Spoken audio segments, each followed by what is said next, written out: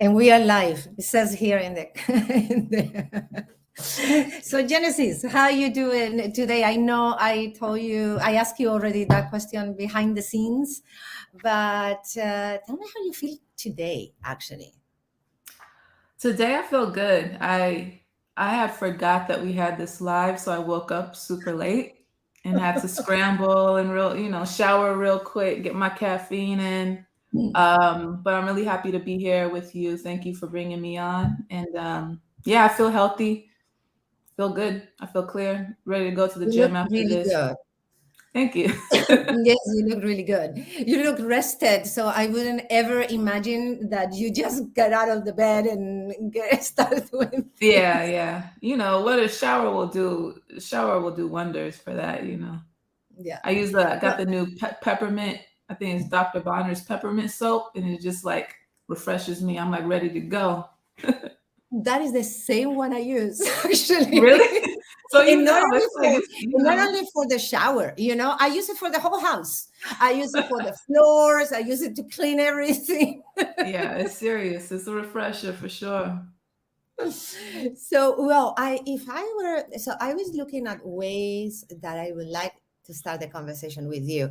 And normally I sit a little bit and think about it, and I let information comes in, and or because normally it's after I've been looking a little bit about your work, your body of work, and imagining who you are.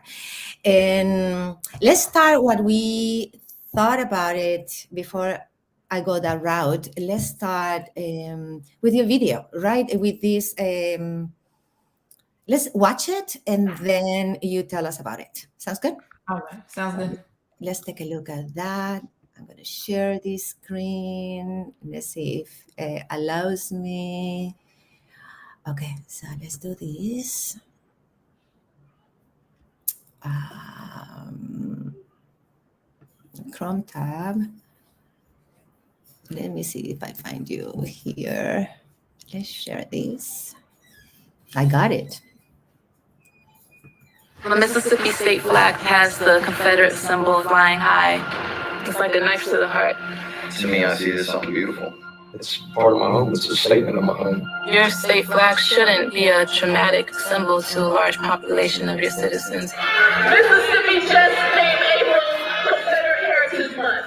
You can't just disregard your neighbor's feelings and then call them neighbors or say that you care about them in any way. Maybe it's best to speak to people face to face and bring humanity back to the conversation.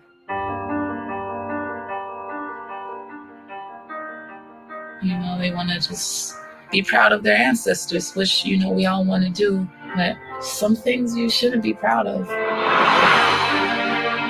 have the audacity to name April Confederate Heritage Month. People online were saying harassing threats to shoot me and burn me. I don't believe in changing the minds of people in Mississippi. I think we have to change the hearts. Although it is used as a symbol of hate, it is history. But what about my history? See, I hail from a state called the mighty Mississippi. Our state flag flies in front of schools and in my judge's court, sending a clear message to us: our lives are not important. We always talk about, if something bothers you, do something about it. Not a lot of people do, and here you are. Remove this racist Confederate imagery from that flag. No fear. All people are welcome here. If change can happen in Mississippi, it can happen all across America. What's that Faulkner quote? Which one? To understand the world, you have to understand a place like Mississippi. Oh, that's real.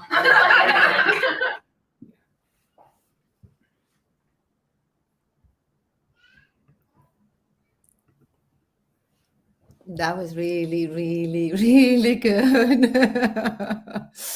Let me change this for a second.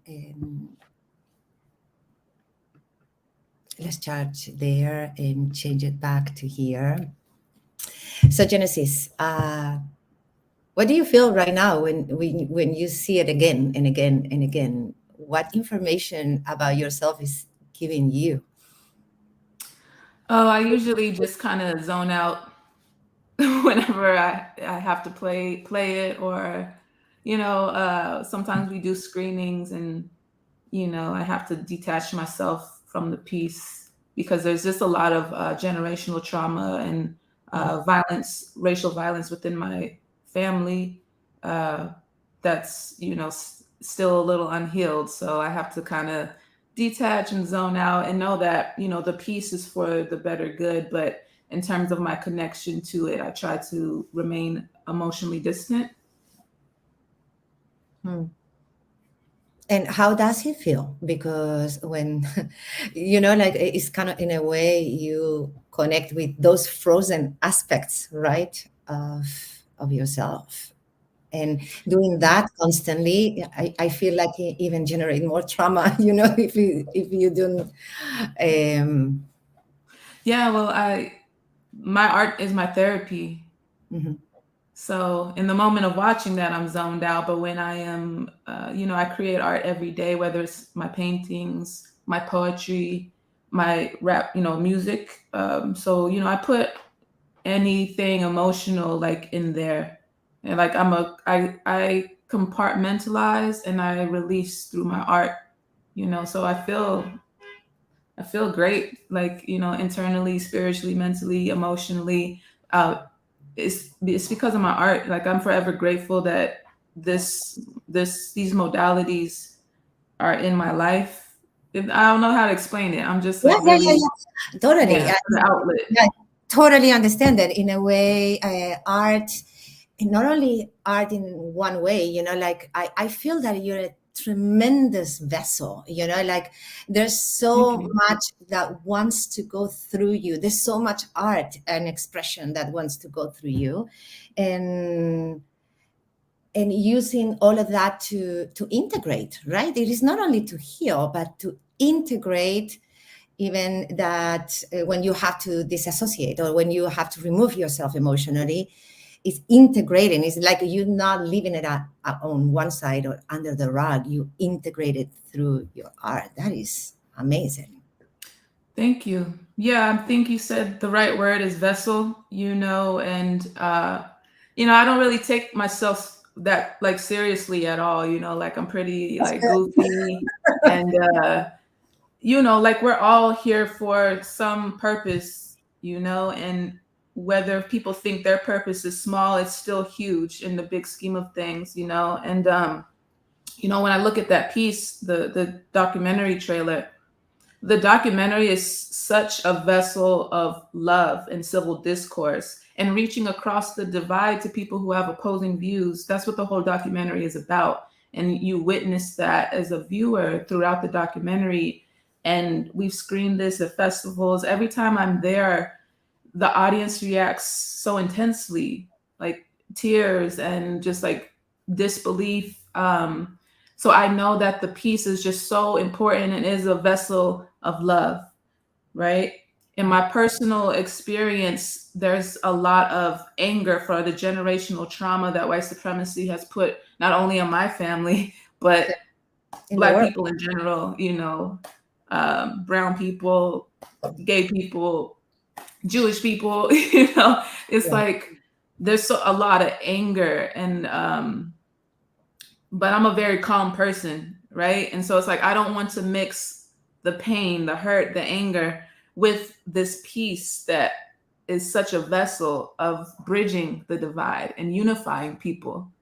So that's why I kind of like disassociate at times and just whatever I'm feeling, leave that for a different outlet. It's not for this piece particularly. Mhm.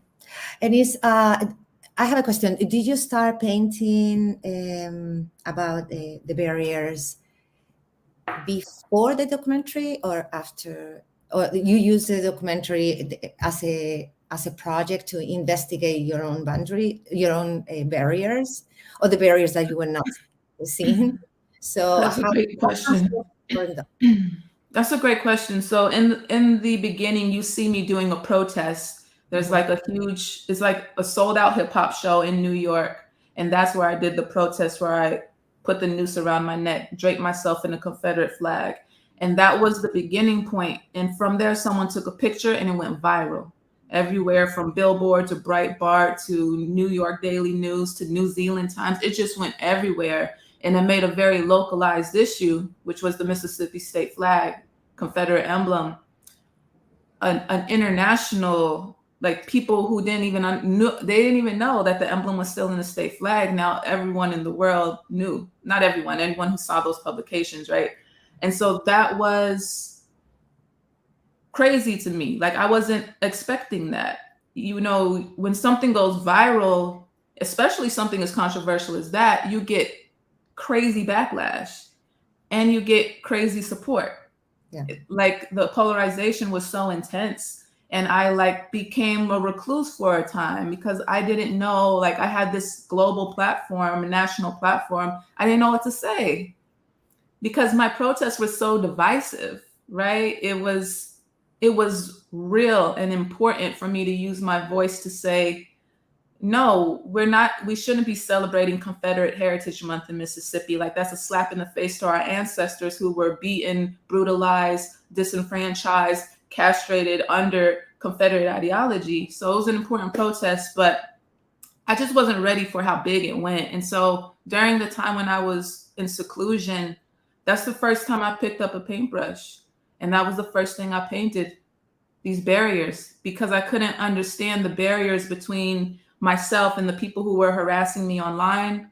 Then I realized what the barriers were because I painted them. The barriers were the internet, not being able to have a human connection in a conversation with somebody face to face. It was the isms, the sexisms, the racisms, the homophobia, because of the things that they were saying to me were like of this nature, you know.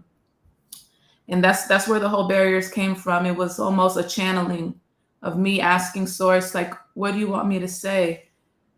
Okay, this term people not things kept coming through my ear and out my mouth, through my ear and out my mouth. I don't know who was saying it, but it was just like, people not, this is what you're supposed to say. People not things.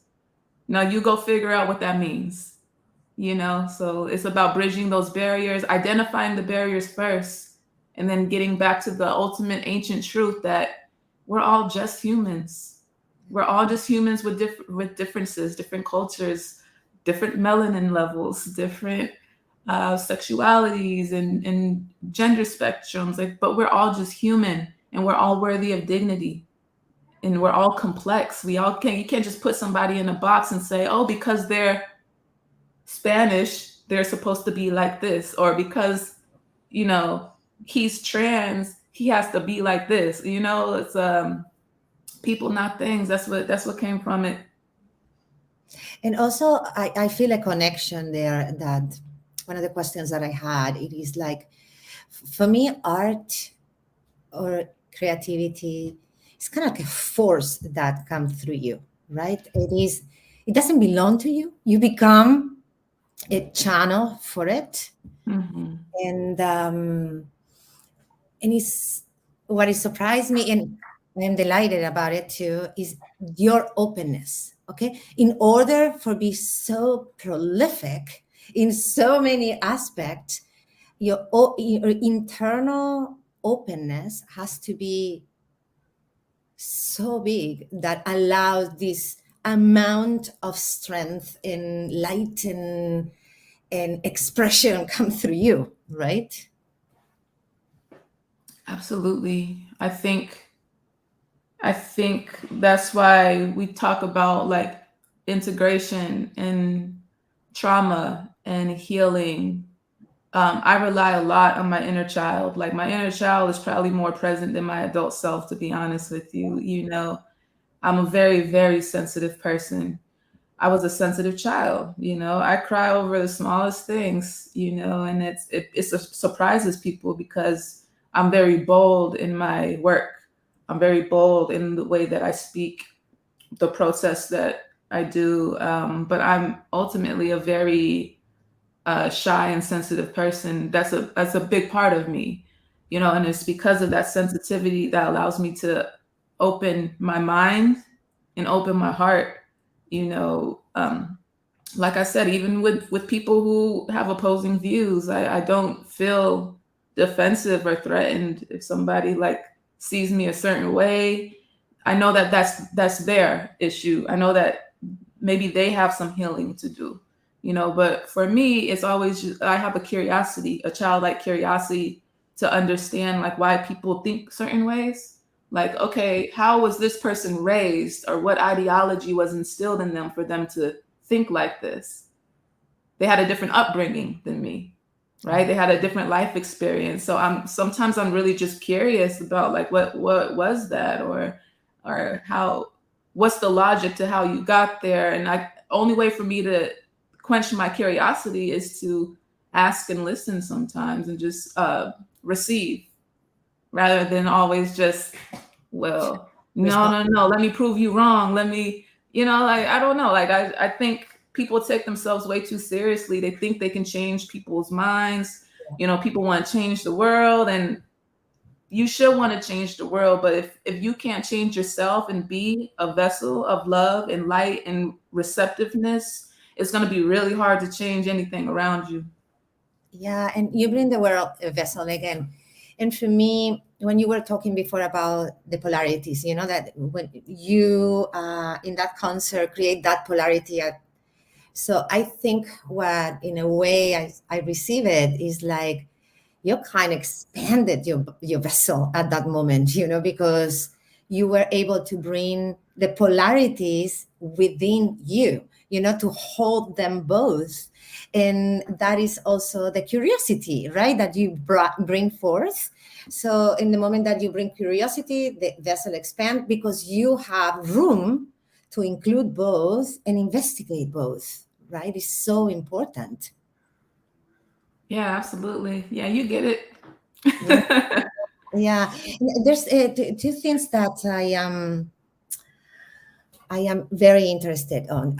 One is the fact that you talk about trauma, and it's not only personal trauma. I think we come from this world, because I like that. It is like we don't come to this world. We come from the world, and when we come, we find a traumatized world already. And on top of that traumatized world, we are our own personal traumas, right? That is one aspect that I'm always contemplating, to create more space, right? It is not only my personal trauma, which become very individualistic in a way. It is like I'm already in a world that is traumatized by generations in every single aspect, right? So when I was contemplating this in relationship to you and your story, the pull of my heart was constantly taking me to your grandfather. Like if you your story in a way not starts there, because it started before your grandfather, obviously, but it's where you take it, right? When you start, tell me, when you became aware of your grandfather, do you remember the moment that something shifted in you, when you became aware of him and something changed in you? I don't remember the exact moment, because my father, Ishmael B., he's an author. He's been telling us, I have two older brothers, been telling us about my grandfather since before I could probably speak. So he's always been present in my existence. But, he passed when my dad was only 7. And his name, if your viewers want to Google his name and like learn more about him, is Reverend Clyde Briggs. And he was a civil rights activist and a pastor right here in Mississippi, in Southwest Mississippi. And he was a force. He was a force against the KKK, against White Citizens Council. He was an unsung hero in his community. Him and his collaborators were make transportation convoys to and from voting polls to transport Black people, keep them safe from law enforcement and KKK, which were pretty synonymous at the time. He was an education reformist to make sure that Black children were, having equal education in the segregated schools. And he was harassed and hunted by the Klan. They shot up my my father's childhood home, when my father was only 5 or 6, and luckily nobody was killed. My grandmother was pregnant at the time. There were 6 children in the house, and the type of cowardness, right, of willing to shoot at children, because you feel threatened by a man who's empowering the community to stand up for themselves and to exercise their rights to vote.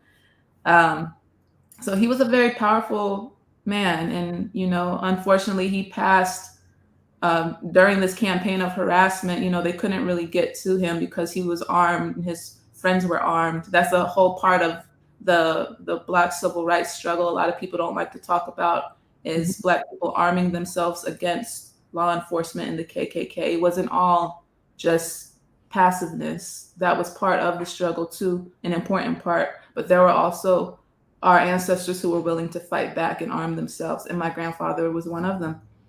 And he passed mysteriously. Many in our family think that he was poisoned. The FBI actually opened up a homicide cold case back in 2021, with myself and my dad pushing to have that done. And they did a homicide case, and they concluded they couldn't find out enough information. They closed the case because, unfortunately, with those cold case files, a lot of people have passed, a lot of witnesses have passed on already. So this is the kind of upbringing and things that was instilled in me, like willing to give your life for your family and your community, for the next generation to have a better opportunity at being free. Reverend Clyde Briggs, if you guys get a chance, just Google him, and there's an article in Jackson Free Press that really gives a real detailed outline of like the kind of man that he was in the community.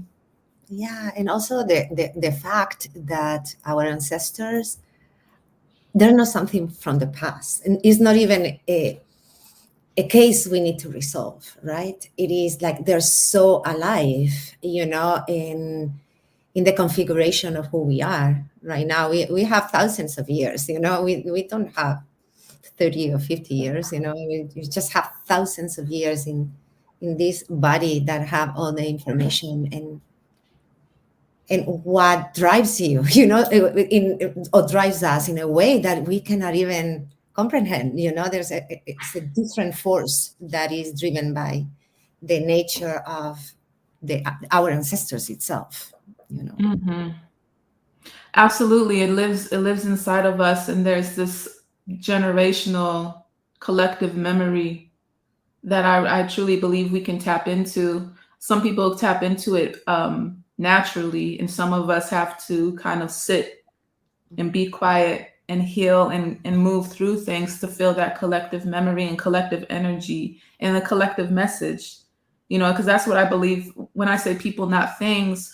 It's not my message, is an old ancient message, a collective memory before the world said, hey, let's implement these modes of division to keep people afraid of each other, to keep people hating each other in order to, some people to gain political or power, for some people to exploit and sell. Exploitation lives in division. Like, it is birthed in division, it is birthed in poverty. You can't have exploitation without poverty. You can't have poverty without, a class division. It can get very meta, but I mean, ultimately, it's not my message. It's just a collective memory that I was able to tap into at a time, and that whatever's speaking to me, whoever, or maybe it's a group, they're saying you should say this to the world, because the world forgot that we are all the same. Like, even race, the concept and the construct of race, you go way back. People weren't talking about this race and that race. They were different, whether it was tribal, you come from a different tribe, or this person is, of some sort of Asian descent, or Japanese, Indonesian, but it's like, It wasn't on some like dehumanizing, like this person is less than human. Like when you start talking like that, man, like we've truly forgotten, our human dignity. We have forfeited our human dignity. The moment you think another group is inferior to you or you're superior to anybody for any reason, you forfeited your human dignity, and that's on you. Yeah, and it's also it is so entangled too, like this big disconnection with nature, right? It is like I feel that I look at trees, we were talking a little bit about this before, I look at trees and there are the witnesses of everything that we do. The trees are witnessing like these crazy humans, with no judgment, right? It is like they're there witnessing the good, the bad, the ugly, the beauty, Wow. everything, right? And how the way we are disconnected from nature is the same way we are disconnected from one each other, because it's how like solving the problem of disconnection will solve ecological problems as well, because you will have awareness that they are living here with us, and We're all interconnected. yeah, Humans, a lot of us, we feel like we're separate from everything and that we are the top of the food chain, the hierarchy, because of our innovations and these things. But when we pass, we go back to the earth. We go back to dirt and dust, and that's what I mean about us not taking ourselves too seriously is very important. Like we're not more important than the trees or the water or the no, animals. it is this human-centric view, right? When in reality, we are just part of a big thing, like we are not the center, as you were saying, at the top of the chain by any means, by any means. Yeah, we're fragile, we're flesh and blood. Yes. I mean, I think that as time goes by and with the introduction of new technologies and innovations and ingenuity that we as humans are perpetuating, still using the resources of the earth though. Let's not get that twisted. It's still all coming from the earth. I think the good thing is that we are becoming more interconnected and able to communicate. Like, you and I, we've never met face to face, and the people who are watching this, I've never met them. We're from all over the globe. And I think that's a beautiful thing. And that type of interconnectedness, I hope, will fuel the feeling of interconnectedness with everything else around us. Our ancestors were more tribal, and like tribal centric, and like that's what was important, the survival of the tribe. And then as the world gets bigger, then it's community, then it's nationalism, like, okay, the survival of our nation is what's most important. And then it goes to globalism, like the survival of the planet and everything on the planet. And then hopefully we reach to a point where we're just universalists, and I personally think that if there is life outside, that they're waiting for us to get to that level of consciousness of like, right now we're still like really primitive in the way that we think. So I think any higher intelligence is like, nah, they ain't ready for contact with us. They gonna try to kill us. They're trying to kill each other for their differences. Like, Definitely. But if you think it with that perspective, human beings, I don't know how long we've been on Earth, right? For how long? But we are nothing compared to the whole history of the planet, right? We just like right. we are like just like a second in history as human beings, Yeah, I mean that's the thing. I feel like there's a dichotomy that lives in me, and like this is from so I was raised Muslim, and in beautiful religion. I was taught peace and compassion and humanity. This is the reason that I am like the way I am is because of my early upbringing in Islam. And one thing about the way I was raised within Islam is like you live in this dichotomy to understand that you humble yourself because you are a speck in this universe, but because you have a connection with the creator, right? That you are a child of God, that you are way more powerful than you can even imagine, right? So there's this dichotomy of like, I am nothing, but as a child of the source, I am everything. And how do you live in the middle of that and keep those two consciousness throughout your life? And it's been a very powerful practice for me. Yeah, and even in Islam, there's no intermediary, right? I just put it, to the new world. There's no intermediary between you and God, right? It's direct connection. So I can bring that all the way to the new technology that is trying to get rid the third parties intermediaries in order for you to be fully owning and be the authorship of your work is right there, even if it's encoded, right? But it is right there. It is right there. God is in everything. And I say the term God as someone who cannot fathom God. I know. And, I don't know, it could just be an energy. And, I have friends who are atheists, and I respect their beliefs as well of like, but it's like, to me, that energy is within everything, and it's within me. It's in the trees, it's in the rain. It's like that creative force, that creative energy. And that's the limit of my understanding of God or source or the creator. But I know that there is something a lot bigger than me that has been moving me. I don't know how to put it in. I don't know if it's ancestral energy or I don't think it can be named in any way, because it's an experience, right? And it's outside of the mind. So the mind has no say in this, and the mind only had to say something specific, but it cannot put it together because it's not right. And I wish people were more honest about that, because I think, of course, a lot of the division and modes of division come from organized religion, where people try to define what God is for themselves and then, try to force that belief upon other people. It's very dangerous, when no human knows. You can have a faith, it's important to have faith, but it's like to say definitively, concretely, this is what it is, this is what God says, this is what God believes. That's when you see people getting persecuted and hurt.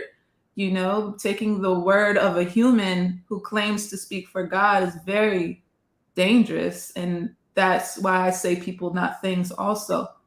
People, not things, because, it's not for a human to say what God says is bad. It's just not, like, we can just go off of our own instinct. Like, my instinct says that it's bad for me to kill somebody, so I don't kill people. It's like as simple as that. It's just the morality and the ethics. I feel like that's something that's ingrained in us, and I don't really depend on any other human to tell me what my relationship with my creator should be. Yeah. And also, I think for many, many, many centuries, we rely in the mind for many, many centuries, and actually we gave it first place in the being that we are. So obviously the job of the mind is putting names, naming things, and that the moment that you name something creates separation, right? It is as simple as that. The moment you name something creates separation. And relying so much in the mind has completely disconnected us from other aspects of our bodies, like even the heart or the relationship we have with with the cup, right? The cup is relating to me in some way. The moment that I name a cup is outside of me, it is there and I am here. So trying to put names and trying to name things, trying to define things, and that's why art creates a different story, right? Because art is not coming from the mind. Not even writing is coming from the mind.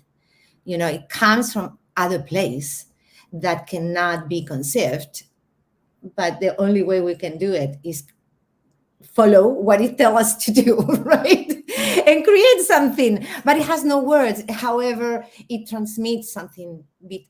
Let's say in your hip hop music, right? It is sometimes not only the words, but it's what it is between the words that have put that together. No, in your painting, it is not only the artifact itself.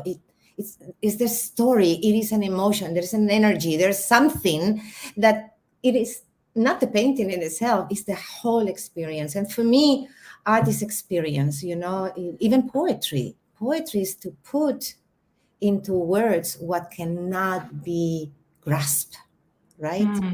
You need to kind of like listen to it and allow it to go through you, even if you don't understand it, but it has something in there.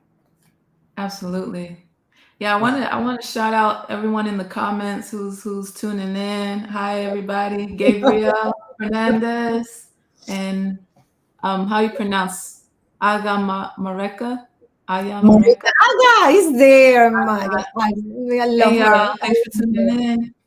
Yes. Yeah, that was beautiful points that you've made. I could tell that you highly resonate with art and a certain frequency. And I think that and it's not for everybody. Like one artist could be super brilliant and resonate with a ton of people, and some other people might not resonate with that energy that's coming through that person's art. And I think that a lot of it is experience and your personal experience and collective experience, generational experience that comes out, through the pieces. And for me, when I create, I don't think about who's going to resonate with this. Yeah. I think in my life in general, like as a practitioner of Stoicism and Taoism, I don't think about what the outcome is going to be. I try to do what feels good for me, and I don't have any expectation of outcome. And that has been a great source of peace in my life and in my art. I just know that it feels good to create. And when I have something on my chest, when I write about it in my poetry or my rap songs or my paintings, I immediately feel relief. I get it outside of myself and back into the energy, the collective energy. And if it resonates with somebody and somebody is inspired by it or finds comfort in it, then that is just like means the world to me. Even if it's just one person, it blows my mind every time. Let's talk a little bit about your creative process, Genesis. Because there's a moment, and I relate to that as well, like you lived right now in Mississippi, right? But it was a moment that you left Mississippi. Yeah, I lived in New York for 10 years. So why, explain a little bit the need to move out? And I'm thinking maybe it's just to gather more information maybe about yourself, about art, about what you are here, what is your creative process, and what is the reason that triggers you coming back to Mississippi? Sure. In 2005, Hurricane Katrina destroyed my hometown, destroyed the better half of 3 states. And I was a teenager, and it was right after I graduated high school. And so I didn't go to college right away. I stayed for 2 years and helped rebuild my community. And the only university I applied to was NYU. I was a recording artist here in Mississippi as a teenager, and my engineer kept pushing me to apply to this music program. It's called the Clive Davis Institute. He kept pushing me. I kept, brushing him off. I didn't want to go to college. I was like, I'm just going to do music. And he finally pushed me, and I applied, got rejected the first time, applied again, and got in. So I left. And I went to NYU for my undergrad at the Clive Davis Institute, double majored in political science. And I just left and I stayed in New York. So I stayed there for a whole decade.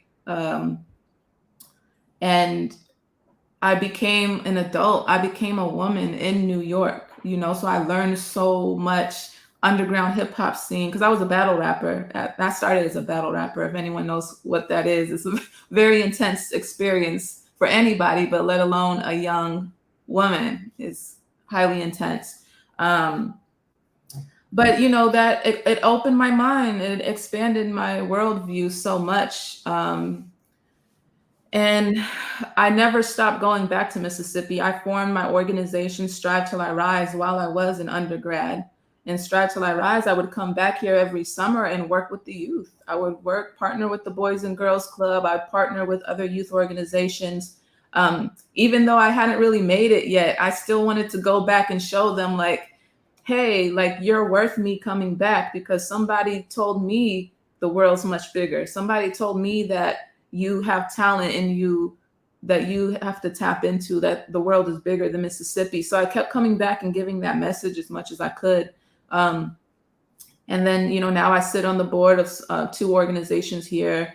I sit on the board of 2 organizations in New York, and I try to help with getting outside funding into the state for organizations that are doing youth empowerment, racial healing, and things of that nature. So I'm just down here for a year to kind of reinstate some things and get acclimated with the organizations. But I'll probably be moving back to Atlanta in a couple of months. Okay. Yeah. So yeah, I don't know. It's been a wild ride, but you know, Mississippi's home, you know, but sometimes you do have to leave your small town in order to expand your opportunities. But will always bring my opportunities back to my hometown, my home state. It's interesting because just coming back, you bring something new, right, to the place I take it like me, you know, I lived 21 years out of my home, right? Spain, here in the United States. And then I moved back to Spain. And the Spain that I found is the Spain that I had 21 years ago in my mind. So it was actually a hologram, right? It was just something that it was stuck in the past. And then I went back to Spain. It shattered completely. As a good way, you know, like facing for real reality, not through the lenses of my past. And now I feel compelled again with a completely different energy as well. You know, it's amazing how we go back and forth, maybe to renew ourselves, maybe to inform of something different that inform us about us, also in a different way. But well, let's talk about also about I'm very interested in a post you put that you sold an NFT for $150. I think this is so important. It is so important, and I would like you to take us to the process. How do you decided to make an NFT with music, and what completely that transformed also your perspective as an artist, I imagine, in a way that you bring the music to the public? Yeah, so that particular NFT was a collaboration with Mel Harts. So shout out to Mel Harts. She just reached out to me. Beautiful. Yeah, she was just reached out and was like, hey, like, I could make a dope visual to one of your pieces. And she did, and we sold it. It was nice. But yeah, I have an OpenSea. If any of your people want to go check out my OpenSea and my voices, it's just opensea.io/GenesisB. And yeah, I have NFTs up there. Yeah, I don't know. I'm still kind of new to it. I think, you know, with music, it's like you don't really get paid doing music. You know, I've put out like 8 original albums since I was 16, and I've never, like, you know, made money off of it. Every now and then people will like download a song for $1 or download a project for $15, but it's like we put a snippet of a song with a nice visual and it makes $150. And that same song, I think when I put out, it's just, you get a couple less than a cent when it streams. It's kind of like cognitively freaking me out a little bit. Like, I don't understand. I don't quite understand it, but you know, I'm here for it. Maybe the NFT community just appreciates art a little more than the music community, or I don't know. I don't understand, to be honest with you. I haven't processed it. I understand, but and at the same time, I'm very interested in music because all my background was in music. And I was always on the side of the artists, right? Because the record companies were making so much money out of them with these impossible contracts. Right. And Terrible, terrible. terrible, terrible, terrible. I remember, and this unveils a little bit uh, my time in this world, right? I remember how they changed the contract from vinyl to CDs, and I was lucky to meet a lot of artists and see the contracts. They will charge them more for the CD than they were charging them from vinyl, which vinyl is much more expensive to make than a CD, right? And it was like so unfair, so degrading for the artists, like the only way that the artists can make money obviously was through touring, right? They will never ever gonna make money out of selling their CDs. And then the MP3 world came in and the streaming world came in. And I find NFT a very hopeful possibility for artists to really even create it in a small community, let's say 1,000 people or 1,500 people, that the artists can live for real, get paid for its art, for the art. And you don't need to sell millions of copies, but you sell 1,500 and you have a life with dignity, and also with it's like, for me, it's so like, oh yes, I really want to enter this route. How can I help? And this is one of the reasons that I am doing this streaming here. How can I open the space to bring more art, to create more spaces with that as a fugitive in places that may be run down by capitalism. How can I create these spaces in which people can bring their art, and be present. Absolutely. Yeah. Wow. Yeah. Yeah. I mean, I want to be able to focus more on the NFT thing. I have an art exhibit coming up in Los Angeles. These pieces are just new pieces that I'm adding to the exhibit. It's called People Not Things. My exhibit, my poetry book that will be released next year is called People Not Things. It's all under the umbrella of People Not Things. And doing the physical art in the web, what do you call, web 2 world, it takes a lot of brain power and energy and budget to do, but I'm hoping to continue to build a community around my work and People Not Things through my NFTs. So yeah, anybody who's out there listening, if you want to check out my work, just go to my OpenSea. It's all under Genesis B. I have a voice account as well. And yeah, if something strikes you, like, let me know. And I want to start adding unlockable content to my painting NFTs in the form of poetry, because each painting does have a correlating poem. But yeah, I actually wanted to share a Please. poem with you guys. Let me pull it up now. This poem is called The Book of Paramours. Climb your walls, demolish mine. Lips to your palms, tracing our journey. Past pain never dies. But I tell you that it does, so that I can come inside of your walls. I crumble when you smile. The weight of your touch pushes me deep. Uncharted waters, together we seek a different way to love, to live, to let go. My young heart knows the mystery some seek for a lifetime. I'll show you. Close your eyes, fold your arms, block your heart from me. Feel my hands slow and guided, feel my lips, heaven compressed in 2 inches of flesh. Now open, embrace me, engage me in a battle of lust. As we fight, our pain combines, crashes, lashes out at each other. I'll pull out all of your fears and present them to you along with mine. We work, I'll work you, every inch of you, until they wash away in the flood you provide.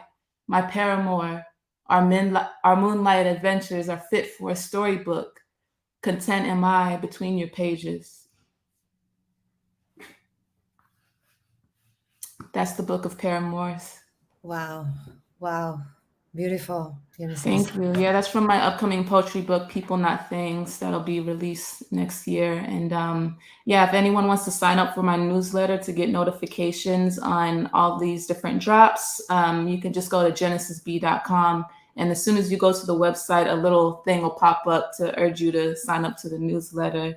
And yeah, I'm like looking forward to just building with more people and introducing more people to my art, but also like learning about, you know, everyone's passions and what moves them and their art, because that's what fuels me also, is people and like learning about people, and people are my passion, you know. Genesis, the story you're writing is beautiful. You know, it's beautiful. Thank you. Yeah, because it has this underlying taste of care and sweetness, as well as unapologetic, as you say, right? Thoughts or ideas or way of living that is, that it brings both together. Like we go back to the beginning. Like your vessel needs to be so huge in order to bring all those tastes at the same time. And Yeah. I'm thanking you, for bringing beauty to my world, for sure. Oh, blessings. Yeah, thank you for having me and wanting to, talk to me and get to know more about my art and introducing my art to your audience. I really appreciate it. And I am here, like anything that, please tag me anytime you post something. Tag me, because I will be able to reshare it, and I will be able to bring it to more people if I can. Thank you so much. It's been a pleasure. Thank you so much, Genesis, for accepting the invitation to talk. It was great. Thank you. Bye, everybody watching this. Be well, be kind to yourself, be kind to the people around you. Bye-bye.